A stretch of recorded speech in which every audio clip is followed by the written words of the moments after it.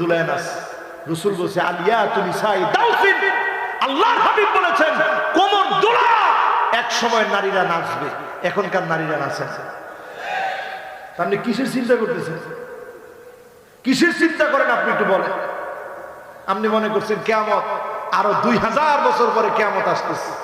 আমি তো দেখি আল্লাহ শুধু দয়া করে এই পৃথিবী টিকায় রাখছে, এমন কোন কাজ নাই যে কাজ এখন বাকি আছে, সব আমরা করে ফেলছি, ঠিক কিনা বলেন? এবার আরেকটু সামনের দিকে যাব, কি কোন যাইতাম?